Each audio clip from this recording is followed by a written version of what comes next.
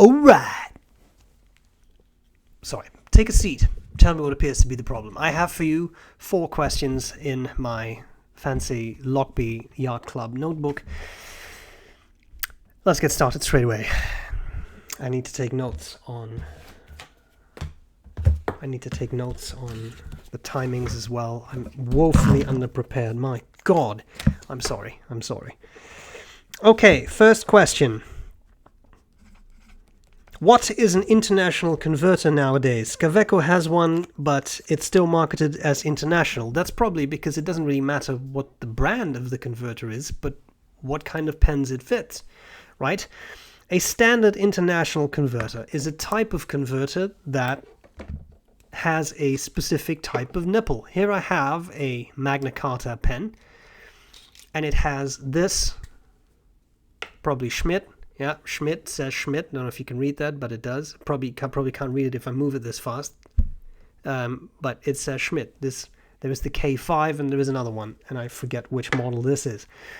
This is a standard international converter, not because it's in a Magna Carta pen, but because it has this nipple, and this nipple fits specific types of pens, like that Magna Carta. If it has this nipple, doesn't have to have that metal piece here, just this nipple. I'm trying to put the word nipple in as many times as I can. If it has this nipple, it is a standard international pen. Converter. Sorry. How do I know this? Well, let's look at something else. Here I have a Visconti Opera Elements. It has a Visconti converter. I know this because it says Visconti. However, when I screw it out of the pen, this one is threaded, it is still an international converter because it has the same nipple. So I can take aforementioned Schmidt/Magna Carta converter and put it in this Visconti without any issues. Therefore, it is an standard international converter because it fits a pen that has a standard international bit in it. Now, what is this? Here I have a cross. This is a Peerless, Darth Vader in this case. Now, let's look at this converter. This converter has a whole different nipple, doesn't it? Yes, it does. Okay, now I try to take the standard international, I put it in, it doesn't work. Why does it not work? Because this is a proprietary converter. It looks, from a distance, initially a little bit standard international, but when you get up close, you see that the nipple of this converter, depicted here at the top, is completely different, and that is because that is a proprietary converter. Now, we can of course do this all day. Here I have a classic Pens LB5, basically a slightly extended Sailor King of Pen, and this has a Sailor converter. This is not standard international, is it? Because if I hold it up next to, I know where it went, here it is where it is. Here is where it is. That was a beautiful sentence. Here I have, again, Standard International at the bottom and then Sailor at the top. Now, again, we can do this all day. Schaefer would have yet another type of converter. Platinum would have a different type of converter. All I'm trying to say is this and this alone is Standard International. If Visconti has this in its pen, that doesn't make it a Visconti converter. It's still Standard International because it will fit other Standard International pens. If Magna Carta has it, doesn't make it a Magna Carta. If Kaweco has it, doesn't make it a Kaweco converter. As long as it has this nipple, it'll be Standard International, period. I hope this has elucidated the issue, and it only took me 3 minutes and 20 seconds. Okay, another good question. What triple broad nibs are available today? A simple Google will tell us exactly what we need to know, but for now I would say this. Not that many. There aren't that many companies that make such broad nibs. Pelican used to do it. I don't think Pelican does it anymore. That doesn't mean Pelican triple broad nibs are no longer available. You can see them on eBay sometimes. You can sometimes find them at pen shows, but they are kind of being bought up, so I have the feeling that you're going to see fewer and fewer of them. But that was not the question. I know that Montblanc makes a oblique triple broad, but that wasn't the question because that's an oblique triple broad. So a company that comes to mind for me now is Scribo. Scribo makes a triple broad that is indeed a super fat nib. It is really, really wide. So if that is what you are looking for, something that is indeed incredibly wide, The Scribo nib is nice. It's not going to be cheap though, because it is a solid gold nib, but it's nice. Omas also used to do it, but Omas is out of business. So I would say Scribo is a good bet. There probably are others, but you're dealing with a very special kind of nib for which the market is not huge. It's harder to write with. I mean, if you have bigger handwriting like I do, you can probably get away with writing with that, with a triple broad nib. I have reviewed a Scribo feel at some point where I did have a triple broad on it. It is super, super wide and it's fun, but it might not be useful for filling out forms, etc. So I think it's a type of nib that's disappearing. What you can always do is find someone who can retip nibs, like say Greg Manuskin, and then go to Greg and say, make this into a super fat nib, and then he will be able to do that. Okay. Next question. This was an email. I don't know why I say that. It doesn't make any difference. But anyway, it was an email. I have an Namiki Emperor. I also have an Namiki Emperor. My Namiki Emperor, sometimes when I write with it, I find that there is a drop of ink kind of coming out of the feed, and I can usually catch it, but other people online say they have this too. Do you have this too? What can I do about it? That sounds like your pen is burping. So if you have a pen like this, which if you're not familiar with this pen, this is a one-way shut-off valve, which means that you unscrew the section, like so, take an eyedropper, fill this barrel with ink. You can see this would be a lot of ink in a barrel, and then there is, and you may not be able to see this, hopefully in the light, you see there is a little thing in the middle sticking out there. That's the shut-off valve. So if I open this, you might be able to see that shut-off valve is disappearing, and now it is gone entirely. Okay, so the idea with this is that there is a primary ink chamber. Depends on what you call primary and secondary. I always call this primary, and then I call this, what is in the section, secondary. And because of that shut-off valve, you can shut off that secondary ink chamber. So at some point, that means that when you keep it closed like this and you write, at some point there's no more ink flow because that secondary ink chamber in the section is completely empty. Then you open up the valve and ink flow starts up again. I'm about to sneeze. God, what a control. Okay, we move on. Now, if you have a pen with a very large ink capacity, what sometimes happens, and I have seen people argue this online, but I've always liked this explanation because it's intuitive. Maybe following the physics is completely impossible, but the idea is, as you write with a pen like that, heat transfers from your hand into the pen. That makes the air bubble inside the ink chamber, the reservoir, expand, and that can push out ink. And that is mainly an issue when there's a lot of air in the pen. In other words, not a lot of ink. So as the ink level goes down, the air level goes up because they're inversely proportional to each other, right?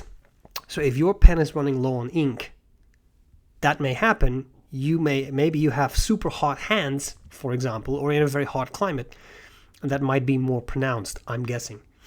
In any case, that air bubble expanding would push out a little bit of ink, and then you get that phenomenon of burping. And there are other terms for this as well. Now, if that's the explanation, which I think it is, I think that is what is happening with a pen. But the real question would be, does it happen to you more when the ink level is running low? That's something you should check, because then you can sort of see if that's what may be causing it. It's less of an issue when the pen is very full, because then there is less air in the reservoir and more ink, so there's less air to expand. You have the problem, it's less pronounced. Do I experience it? No, because I know this is an issue. So for pens with larger reservoirs, whether that is eyedropper fill pens, which I don't really think I own, or one-way shut-off valve pens, of which I do have a few, I have a couple, I just keep them fuller. And when I see that the ink level is dropping, I either refill it or I pour that ink back, clean the pen, put the pen away, ink up another pen. So that's what I would say. I think that's the main explanation of what you may be experiencing. Is there anything to do about it? Well, the question asker already said, I just keep the shut-off valve closed. well, that could certainly help if you have such a pen. If you have just an eyedropper filled pen, that might not work because there is no, well, it would not work because there is no one-way shut-off valve. These would be my thoughts. I hope I've made this clear. That was not an incomprehensible explanation. And that's what I have. Now, someone's going to say, but why does this not happen with a converter? Well, think about it. Then you have the converter, and then you have a bit of air, and then you have the wall of the pen. So this issue is less pronounced in cartridge converter filled pens, I think. Okay. Final question for the day. I'm a newbie to fountain pens. I have heard the term wet, like wet pens, wet writers. Why is wet good? Because I'm afraid of smearing my writing. I think here we get to the philosophical zone again, because I don't know if you can make the statement that pens that write wetly are objectively better than pens that write a bit more dryly. I think, and I'm speaking from personal experience here, that many fountain pen users like a pen that is a little bit wetter, but I also think a lot of fountain pen users, different users, like a pen that is a little bit drier. It depends on your specific purpose. If you have to do a lot of writing, something that may be a little bit drier might be helpful, because then you don't smear your ink, as you have said. I have certainly used pens that are so wet that pretty much when you get to the bottom of a page, maybe not letter size, the A4, but something smaller like this, the ink is still wet at the top of the page, and that can be an issue. I think the most important thing here, I really have to blow my nose, I'm sorry. I'm sorry, I'm trying to do this in a way that doesn't make a lot of noise.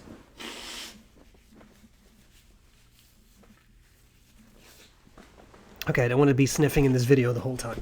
Okay, now, I think the most important thing to realize here is people differ, and it's okay. If you don't like very wet writers, that's okay. That doesn't make you worse of a pen user or someone who's not serious about pens. Do what you like. Do what you love. If you like a drier pen, then get drier pens. Or if you have a particularly wet pen, maybe use a slightly drier ink. That is another solution. It doesn't matter. You certainly are not missing out on something, because I feel that is really the issue that lies at the heart of a lot of these types of questions. You're not doing anything wrong. You didn't get it wrong. You didn't miss anything. You may just not like wet pens. You may like drier pens a little bit better. And it's okay. It doesn't matter. Do what you like. Okay? Now, to give a slightly more, maybe coherent answer to this question, so then why would people like wetter pens? Well, I'm one of those people. And the reason I like wetter pens is that I just find it more pleasant to write with a pen that's wetter. Often, the nib is a little bit more lubricated, which makes the writing experience smoother when you have a wetter writer, and that's very nice. But I also really like a nice wet ink. I just like the experience of the wet writing on paper, seeing the very liquid ink, and I just think that's fun. But that's me, right? So, weigh in on this. Would you prefer a wetter pen or a drier pen, all else being equal? Same model, same price, etc. I don't think there's anything wrong with either option. There is something wrong if the pen doesn't write. It's too dry. It doesn't write. But that's another issue, and that's a different question. So I hope this helps. I wasn't dodging the question, but I think that's just it. It's a matter of opinion, as many of these things are. Okay, I hope this was useful, and I'll gladly see you later. Merry Christmas. Or summit. Bye!